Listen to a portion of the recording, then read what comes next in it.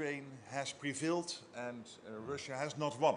And obviously we have to do more to make sure that Ukraine can stay in the fight and is able to roll back as much as possible the Russian onslaught and to prevent Putin from being successful in Ukraine. Particularly, this is something we also discussed this morning because now with the North Koreans being active in Ukraine, and this is coming at a cost. Of course, these North Korean soldiers present an extra threat to Ukraine and will increase the potential for Putin to do harm. But at the same time, he has to pay for this. And he is paying for this by technology, for example, missile technology going to North Korea, and that is presenting a threat not only to the European side of NATO, but also to the US mainland, to South Korea, to Japan. And it is not just North Korea being active. We know for some time that China, through sanction circumvention, through dual-use goods being delivered into Russia, is helping the war effort. And of course, Iran is doing this through drone technology and other deliveries into Russia. And here, Russia is paying in money. And this helps Iran to continue its efforts to destabilize the Middle East and even beyond the Middle East. So what you see here, and this is what we discussed this morning, that the Euro-Atlantic and the Indo-Pacific, these are not two separate theaters. This is all getting more and more combined. And what is happening in Ukraine has an impact now globally.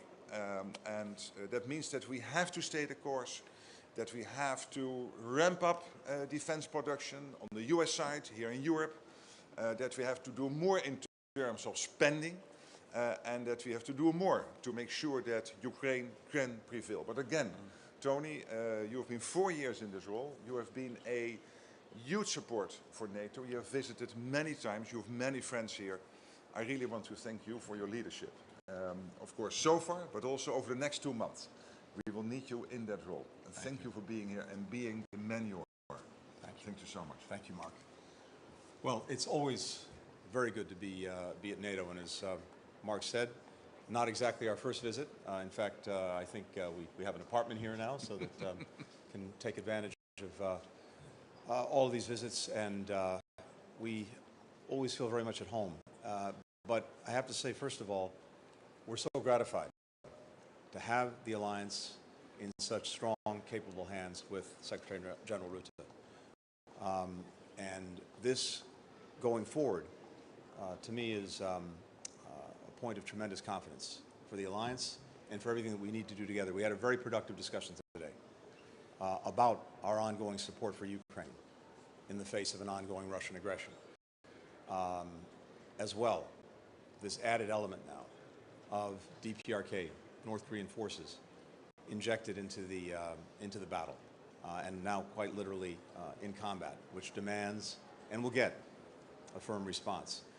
We see increasingly the indivisibility of security between and among these different theaters, the Euro-Atlantic theater, the Indo-Pacific theater, the Middle East, and it's critical that we find ways to work ever more closely together. One of the things that NATO's done in recent years is to strengthen its partnership with Indo-Pacific partners, and we'll do more of that in the weeks and months ahead. But I think we also took account of an alliance that has a lot of work to do in terms of continuing to strengthen its defense industrial base, to make sure that its spending is focused on the necessary capabilities. We're at a place now where 23 of the NATO allies are at or above the 2% of GDP mark on defense spending, which is good, but we want to make sure that that spending is focused where it needs to be focused. So we had a very productive discussion about that, and I'm very much looking forward to meeting with all of the NATO partners in the North Atlantic Council right now and to continuing these conversations throughout the course of this day. We'll be back for Foreign Ministers meeting in just a few weeks' time.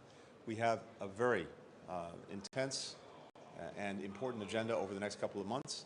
And as I said to the Secretary General, President Biden fully intends to drive through the tape and use every day to continue to do what we've done over these last 4 years, which is strengthen this alliance that's so critical to the security of the United States, the security of countries throughout Europe, and we will do that. And as well, to continue to shore up everything we're doing for Ukraine to make sure that it can effectively defend itself against this Russian aggression. Thanks very much. Mark? Thank you.